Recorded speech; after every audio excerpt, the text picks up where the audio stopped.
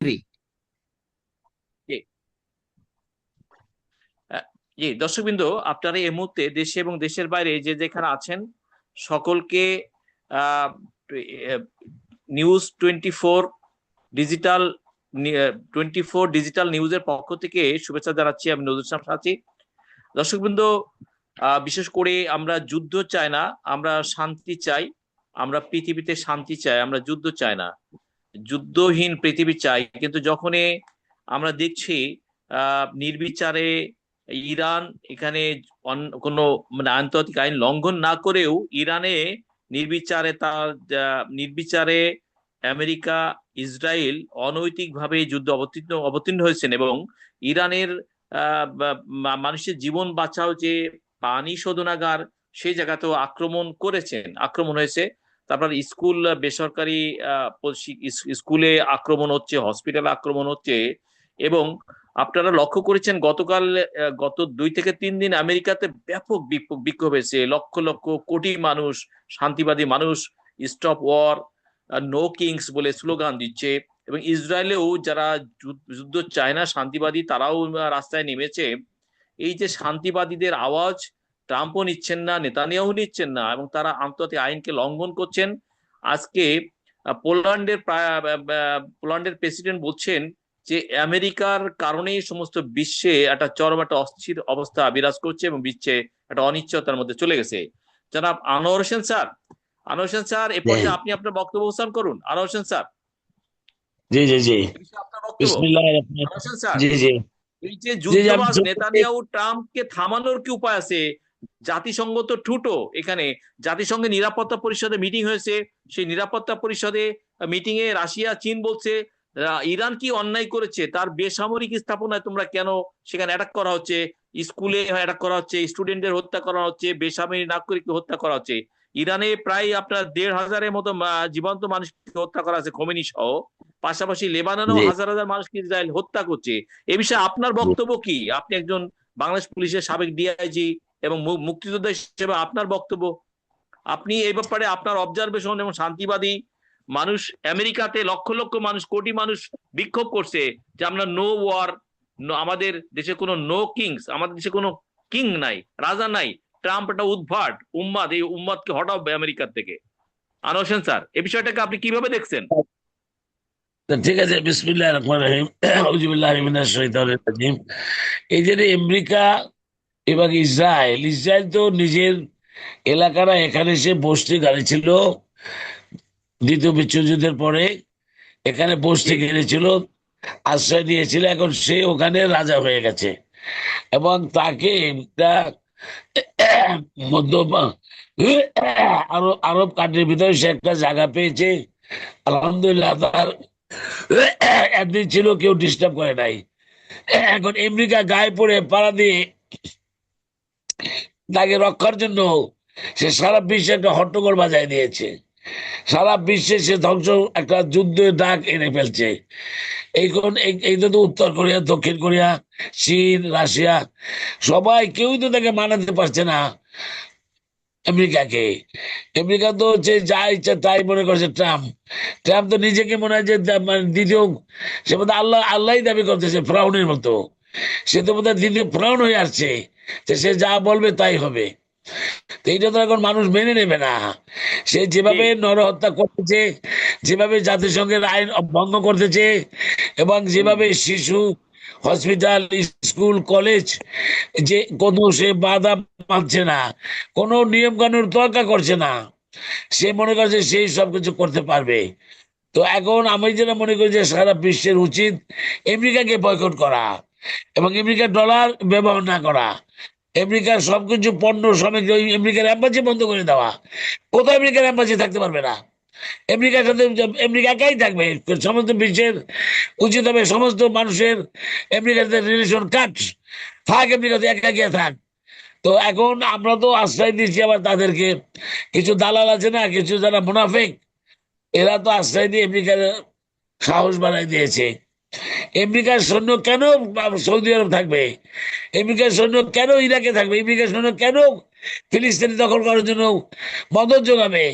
এটা কি বলার লোক দুনিয়াতে নাই? মানুষ আছে, অবশ্যই আছে, শান্তিবাদী মানুষ, শান্তিকামী মানুষ। তুমি যেটা বললা, লক্ষ লক্ষ লোক তো আচ্ছা আজকে আমেরিকাকে ওর বিরুদ্ধে নামছে নামছে তারা, ওর দেশের জনগণই তার বিরুদ্ধে নামছে। এবং এইটা শীঘ্র সারা বিশ্বকে নামতে হবে, সারা বিশ্বকে আমেরিকার একের সাথে দাঁড়াতে হবে এক এক প্ল্যাটফর্মে। এবং আমেরিকাকে সমস্ত এই বিশ্বের এই যুদ্ধের ক্ষতিপূরণ সব তাকে বহন করতে হবে, কারণ সেই যুদ্ধের সে হইল মূল নায়ক, জি। সে হইল মূল কিন্তু এই যে বিশ্বে একের পর এক ট্রাম্প ভেনিজুয়েলার প্রেসিডেন্টকে ধরে নিয়ে আসলো, মাদকের ট্যাগ দিয়ে ভেনিজুয়েলার শাসন ব্যবস্থা ওলটপালট করে দিল।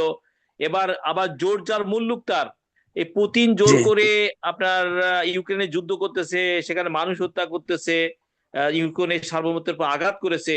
তেমন ইসরায়েলের এই যে নেতানিয়াহুকে থামানো যাচ্ছে না। সে নেতানিয়াহু বেপরোয়া হয়ে মধ্যপ্রাচ্যে দেখেন, সে ফিলিস্তিনিতে ৮০,০০০ মানুষকে, জীবন্ত মানুষকে হত্যা করেছে, সেখানে নারী হত্যা জি, করেছে, পুরুষ হত্যা, নারী শিশু হত্যা করেছে ৪০,০০০ নেতানিয়াহু। এই নেতানিয়াহুকে থামানোর কি উপায় আছে? মুসলিম বিশ্বের কাছে কি অস্ত্র আছে, উপায় আছে এদের থামানো এবং থামিয়ে দেওয়া? আনোয়ার হোসেন স্যার, মুসলিম বিশ্ব তো ইতিমধ্যে বিশ্বের পাকিস্তান তুরস্ক আপনার ওমান এরা মিটিং করতেছে যাতে এই যুদ্ধটা থামানো যায় এবং এই বেসামরিক নাগরিক হত্যা এবং ইরানের যেভাবে বেপরোয়াভাবে ইরানের সব স্ট্রাকচার ধ্বংস করে দিচ্ছে তারা। এবং এক্ষেত্রে মুসলিম বিশ্বের কাছে কি উপায় আছে যুদ্ধ বন্ধ করার? মুসলিম বিশ্ব এখন কি কোন উপায় কোন পথে হাঁটতে পারে? আরে ভাই, মুসলিম বিশ্ব তো ইরানের পক্ষে দাঁড়াইলেই হয়, এক কথায় ইরানকে সাপোর্ট দিলে হয়ে যায়। কারণ ইরান তেমন একটা এসেছে যে পড়ছে আল্লাহর রহমতে, সে তো আমেরিকাকে তোয়াক্কা করে না, কিছু কোনোভাবে আমেরিকাকে পাত্তা দিচ্ছে না সে। এখন আমরা মুসলিম বিশ্ব এক হয়ে গেলে এমনি সব ঠিক হয়ে যাইতো, কিন্তু মুসলিম বিশ্ব এক হইতে পারছে না। তারাই তো ভিতর ভিতর দালালি করতেছে, তারা আমেরিকার সৈন্যকে আশ্রয় দিয়েছে, প্রশ্রয় দিয়েছে, জায়গা দিয়েছে, খাবার দিতেছে, তাদেরকে লালন পালন করতেছে। তো এই যে দোষটা তো আমাদেরই ভাই।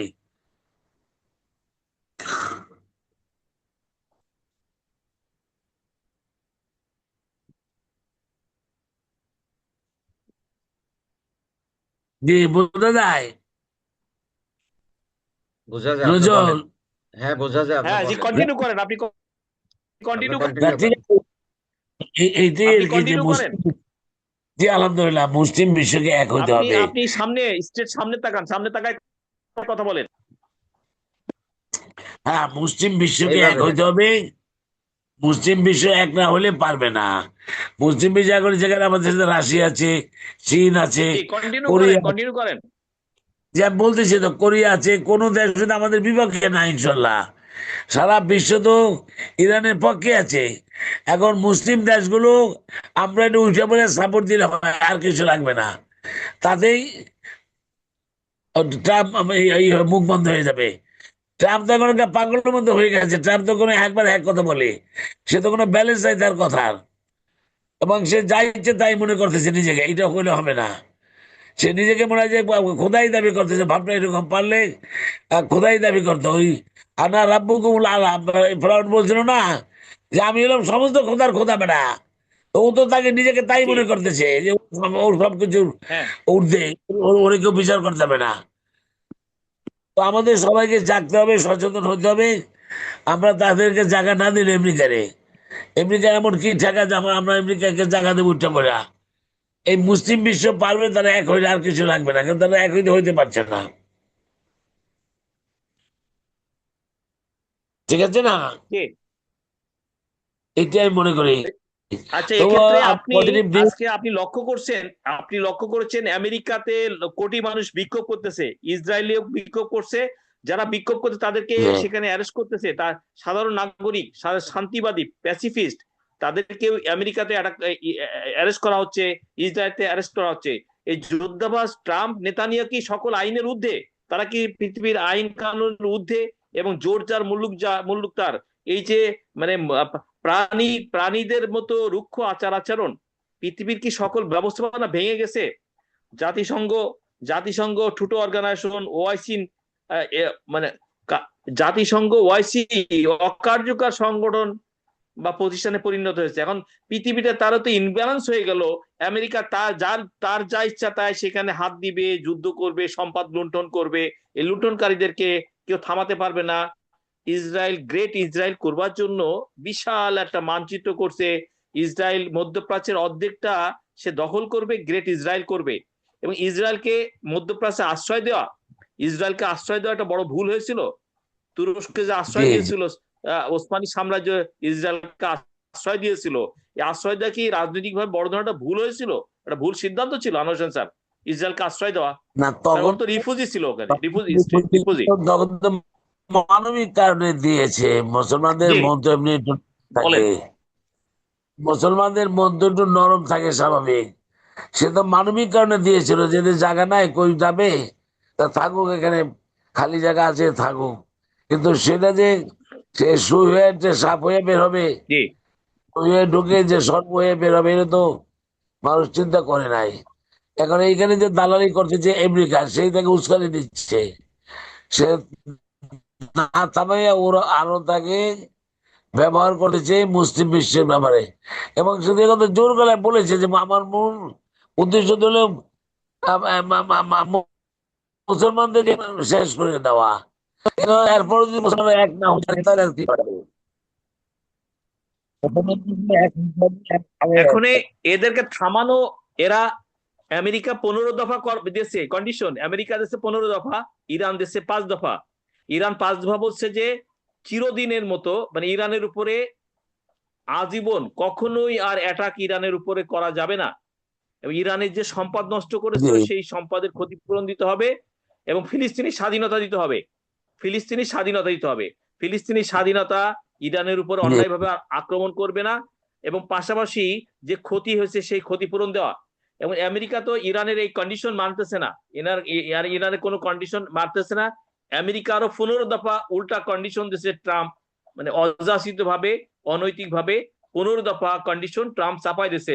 আমার 15 দফা মানতে হবে তোমাকে। বলুন। না, এইখানেই তো আমাদের জাতিসংঘের ব্যাপার আছে। সেখানে আমাদের যে নিরাপত্তা কাউন্সিল আছে, নিরাপত্তা কাউন্সিলের যারা মেম্বার সবাইকে ডাকতে হবে।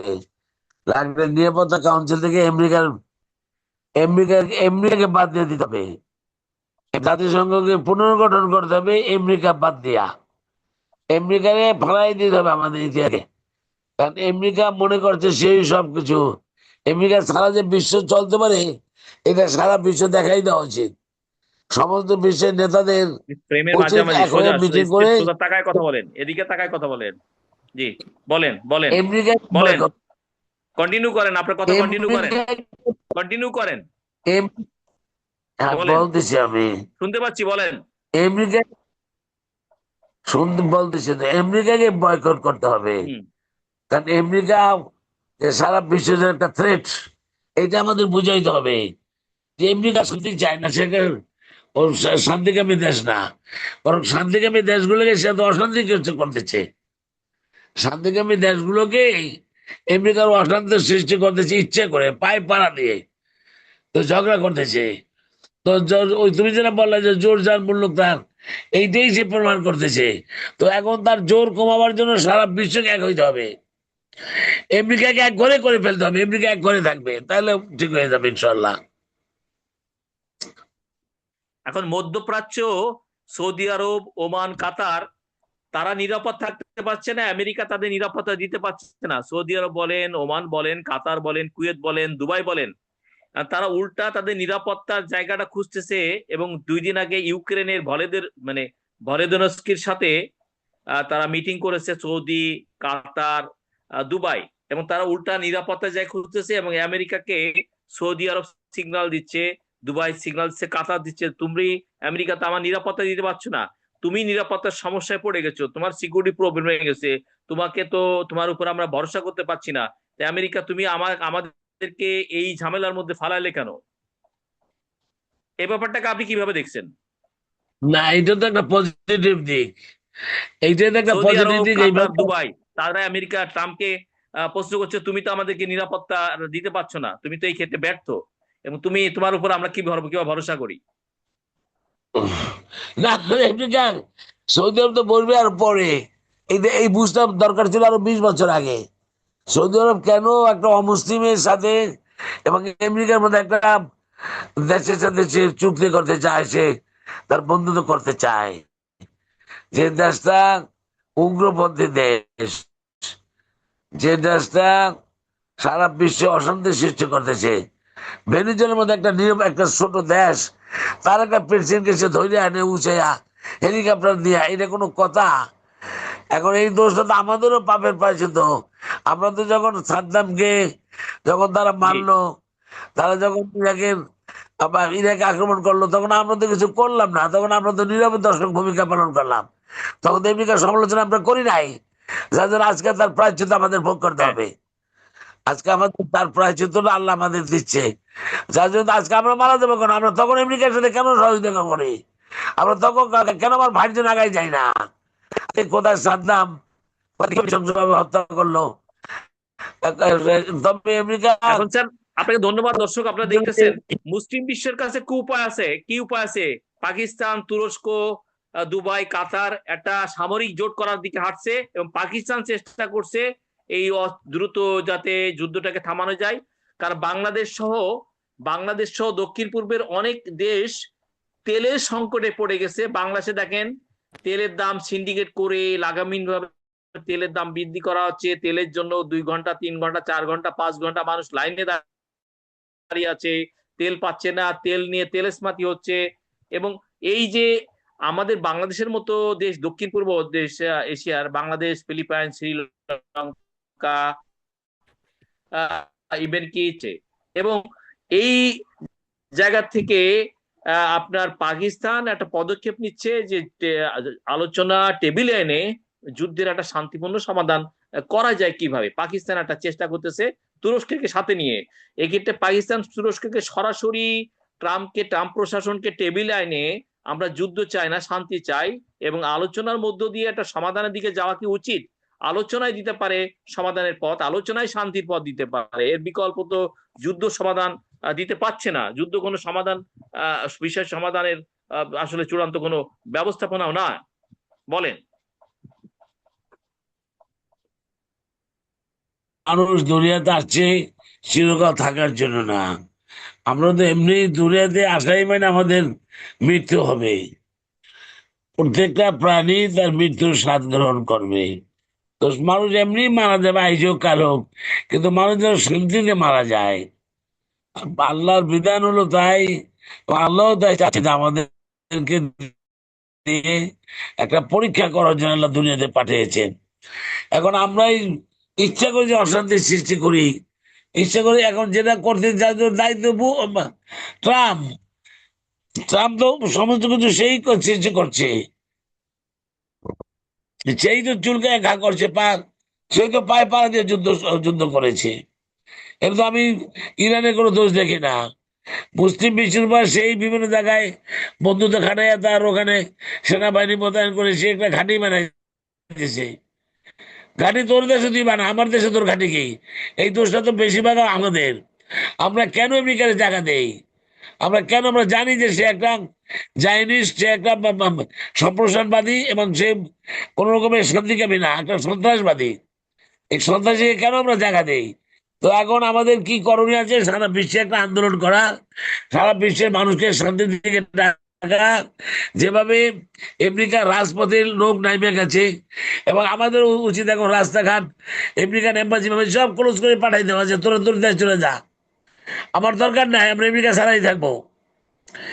এরকম একটা মনোভাব সৃষ্টি না করতে পারলে বুশকে কন্ট্রোল করা যাবে না।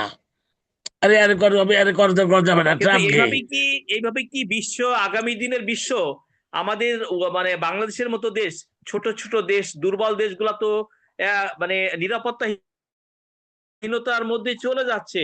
বিশ্ব কি মোড়ল আমেরিকা, তারপরে রাশিয়ার মতো শক্তি নিয়ে আছে, আমেরিকার মতো শক্তি আছে, চায়নার যারা দুর্বল রাষ্ট্র, ছোট রাষ্ট্র, তারা তো নিরাপত্তাহীনতার মধ্যে পড়ে যাচ্ছে।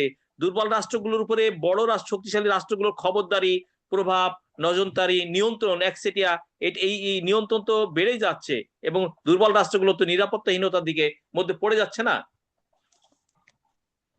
কথা তো ঠিক হয়। এখন এইটা হইলে কি করা যাবে? শিশু শুধু নষ্ট করে ফেলেছে ট্রাম্প। ট্রাম্প তো একটা উদ্ভট একটা লোক, একটা মস্তিষ্ক বিকৃত লোক। এখন ওই আমেরিকার লোকেরাও তার বিরুদ্ধে নেমে গেছে, তারপরে তো তার হুঁশ হচ্ছে না। তাতে কিন্তু বোধগম্যতা দেয় না আল্লাহ যে তার ভিতরে একটা মানবিক যে একটা চিন্তা ভাবনা, এটাই তো তার নাই। সে তো অস্ট্রের দোহাই, সে তো ডলারের দোহাই, সে তো মনে করে নিজেকে সবকিছু কে হুনুরে, আমি কি হুনুরে, সে মনে করে যে সব সে হয়ে গেছে বিশ্বের নেতৃত্ব দেবে, যাকে ইচ্ছা তাই একদম বলবে, যাকে ইচ্ছা বসাবে ক্ষমতায়, নামাই দেবে। সে তার তো ক্ষমতা বাহাদুরি করতেছে, এখন তার ক্ষমতা তো বেশি দিন টিকবে না। তবে আমাদের সারা বিশ্বকে এক করতে হবে। সারা বিশ্বকে এক করে নিরাপত্তা কাউন্সিল থেকে তার নাম বাদ দিতে হবে। তাকে নিরাপত্তা কাউন্সিল রাখা যাবে না, সিকিউরিটি কাউন্সিল তাকে রাখা যাবে না। তো তাহলে তাহলে এইভাবে উচিত শিক্ষা দিতে হবে, মিটিং টিটিং করে। জাতিসংঘের উচিত একটা মিটিং রাখা দরকার, তাকে বাদ দেওয়া দরকার। কিন্তু সারা বিশ্ব অশান্তি সৃষ্টি হচ্ছে। জি, আপনাকে ধন্যবাদ জনাব আনোয়ার হোসেন স্যার। তাহলে আগামী দিনের বিশ্ব তো অনিরাপদ হয়ে যাচ্ছে। সেই কবি সুকান্ত বলছে, এই বিশ্বকে শিশুর জন্য বাসযোগ্য করে যাব, এই হোক আমার প্রার্থনা।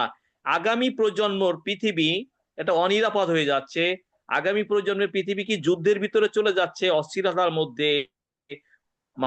মানুষের জীবন অনিষ্টকে হত্যা করা হয়েছে, তাদের ঘর বাড়ি চ্যুত করা হয়েছে। মধ্যপ্রাচ্যে ইসরায়েল মধ্যপ্রাচ্যের অর্ধেক দখল করবার জন্য গ্রেট ইসরায়েলের ছবি দিয়ে তারা দখলদারিত্ব চালিয়ে যাচ্ছে। এই আপনার 1.5 কোটি ইহুদিকে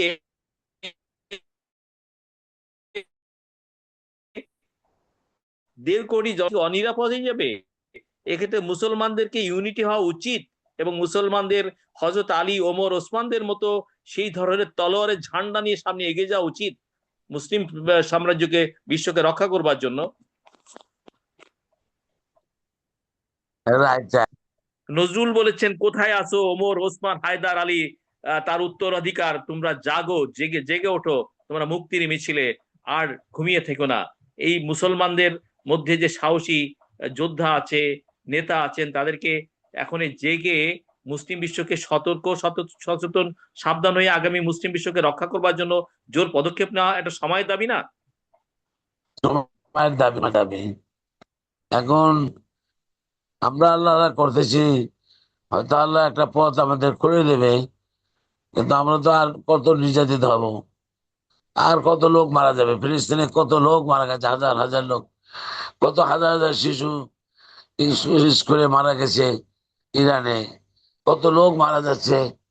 এখন এটা আল্লাহ আমাদের রক্ষা করুক। আর ছাড়া আমরা আর আমাদের মতো বাংলাদেশ, আমরা তো কি করবো? আমরা তো দোয়া করা ছাড়া কিছু নাই। কারণ আমরা আমাদের নিজেদের অস্তিত্ব রাখতেছি না। তো এখন আমাদের নিজেদের ইমানি বলিয়ান হতে হবে। আমাদেরকে আল্লাহর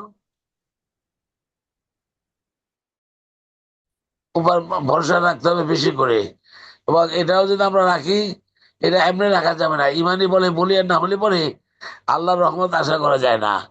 আল্লাহ তো ন্যায়ের পক্ষে, আল্লাহ থাকবে ন্যায়ের পক্ষে। সুতরাং আমরা আল্লাহর পক্ষে থাকে যুদ্ধ করতে হবে এবং ন্যায় প্রতিষ্ঠার জন্য আমাদের সর্বোচ্চ স্যাক্রিফাইস করতে রেডি থাকতে হবে। আর যেহেতু দুইটা অর্গানাইজেশন আছে, জাতিসংঘ, যে তার উচিত চিন্তা ভাবনা করা, একটা মিটিং টিটিং করার দরকার। পাকিস্তান যদি একটা ভূমিকা নেয় সেটা ভালো, সেটা একটা ভূমিকা নিতে নেওয়া উচিত। তার যেহেতু মোটামুটি আমেরিকার সাথে একটা ভালো সম্পর্ক আছে, এটাকে কাজে লাগে আর সেটাকে কাজে লাগাতে পারে। ট্রাম্পকে বলতে, তুমি বসো, তুমি বাইরে কোথাও বসো এবং তোমার একঘেয়েমি ঘর তুমি ছাড়তে পারবে। এবং সেখানে বলতে হবে যে ইরান যে 5টা শর্ত দিয়েছে, আমি তোমাকে শর্তগুলো সব ঠিকই আছে। কারণ জি, যুদ্ধ তো আমেরিকা। আপনার ধন্যবাদ। কিন্তু ওআইসি নামে একটা মুসলিম বিশ্বের একটা বড় প্ল্যাটফর্ম ছিল, কিন্তু ওআইসি তো ইনঅ্যাক্টিভ হয়ে গেল, ওআইসি তো দুর্বল প্রতিষ্ঠান হয়ে গেল।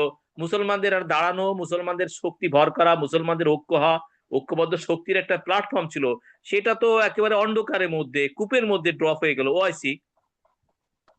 না, জি সে ভাই, 1 মিনিট তারও তো আছে। নাম মাত্র আছে, 1 মিনিট, ভূমিকা নাই। 1 মিনিট। তাদের যে একটা জি, সেভাবে তাদের কিছু নাই। হ্যাঁ। তারা একটা বলিষ্ঠ থাকা উচিত ছিল। এখন মায়ের খেয়ে যদি হয়, তাহলে যদি কিছুটা আগাইতে পারে, আরো আরো একটু মায়ের খাওয়ার মধ্যে প্রয়োজন আছে, আর একটু মায়ের টের খেলে ঠিক হয়ে যাবে আর কি। কারণ তারা তো আমেরিকার পাঁচাটে আছে, আমেরিকার ধরে আছে। তারা তো আল্লাহর চেয়ে, আল্লাহকে তো ধরে নাই, তারা ধরেছে আমেরিকারে। তো সুতরাং তারা তো মার খাবেই। আল্লাহ দেখতেছে তামাশা। তারপর মার খেতে খেতে যখন সোজা হয়ে যাবে একদিন, তখন আল্লাহর রহমত হবে। আমাদের ধৈর্য ধরতে হবে, আর সারা বিশ্ব আমাদের এক হইয়া। দর্শক, আপনারা আমাদের প্রোগ্রামটা দেখবেন, কমেন্টস করবেন। আনোয়ার হোসেন স্যার, আমরা বলবীর চিরোন্নত মমশির এবং কবি নজরুলের ভাষায় যবে উৎপীড়িতের ক্রন্দন রোল আকাশে বাতাসে ধ্বনিবে না, যেদিন এই পৃথিবীর বঞ্চিত নিপীড়িত লাঞ্ছিত মানুষের এই গগন বেদারী আত্মনাদ যুদ্ধবাদদের কারণে আকাশে বাতাসে ধ্বনিবে না, আমরা সেই দিন সারা শান্ত শান্ত হব শান্তিবাদীরা। এবং সত্য যে বড় কঠিন, এই কঠিনকে সত্য করে নিয়ে বলবার কাজটা আরো কঠিন। তাই আপনি আজকে আপনার সেই আত্মার জায়গা থেকে এই শিশুদের উপরে নির্যাতন, শিশু হত্যা, ইরানে দেখেছেন একটা স্কুলে, তারা স্কুলে গেছে পবিত্র শিশুদেরকে সকালে বোম্বিং করে 160 জন সেই নিথর চঞ্চল দেহকে